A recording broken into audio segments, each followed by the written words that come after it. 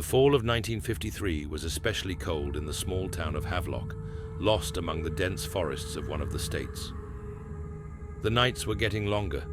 The moon seemed to watch the town from the sky with a kind of frightening mockery. At the same time, the Moon Wanderers, a traveling circus, arrived in Havelock. Brightly colored posters promised extraordinary spectacles, magicians, acrobats, trained animals, and even a mysterious hypnotist. The whole town flocked to the performances, but it was with their arrival that the strange disappearances began. It was the farmers who first raised the alarm, when a young farmer named Jacob Randall went missing. He lived on the outskirts of town and went to work every morning before dawn. One day, however, his field was left untouched and the lights were on in his house. The neighbors knew that he never left a lamp lit in vain. When his brother came to check on him, he found an untouched dinner on the kitchen table, an overturned chair, and an open window. Near the house, they found signs of a struggle. There were barn doors off their hinges, shreds of cloth, and brown stains on the ground. Jacob himself, however, was never found. A week later, the widow Mary Albright disappeared. She lived alone in a small house near the woods and was known for her kindness. She was often seen at church helping the poor. That evening, the neighbors heard her screaming. When the neighbors ran to her house, they were frightened. The door was wide open, and there was a strange odor in the air, like withering roses and damp earth. On the floor, they found the tracks of someone's bare feet leading to the woods, but there were no people there. The townspeople began to be wary of going outside after sunset.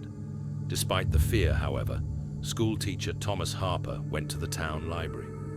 He wanted to prepare a new lesson. Thomas was an educated and respected man who did not believe in superstition.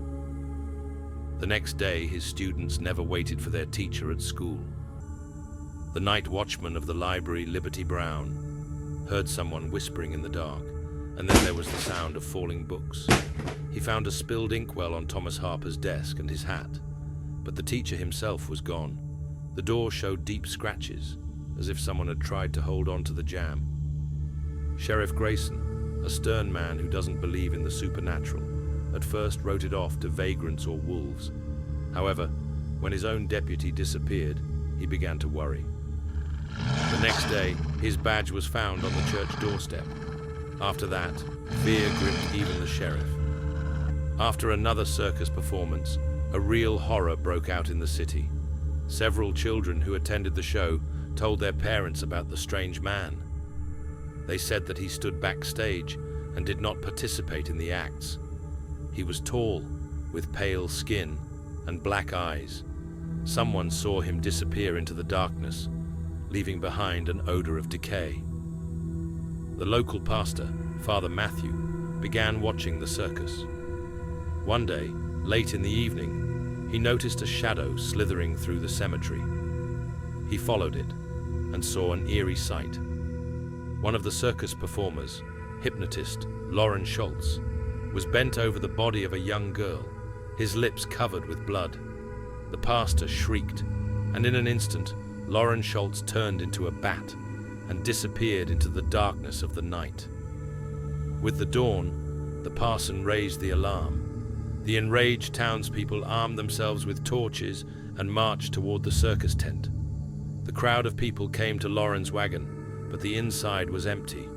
There was no one in the wagon, only an old coffin standing there. When they opened it, they found Lauren's body, and when the sunlight touched his skin, it crumbled into dust. After that, the circus left the city in a hurry. The disappearances stopped. However, old residents of Havelock are still convinced that on particularly dark nights, one can see Lauren's shadow by the old cemetery, and some hear a low whisper in the darkness.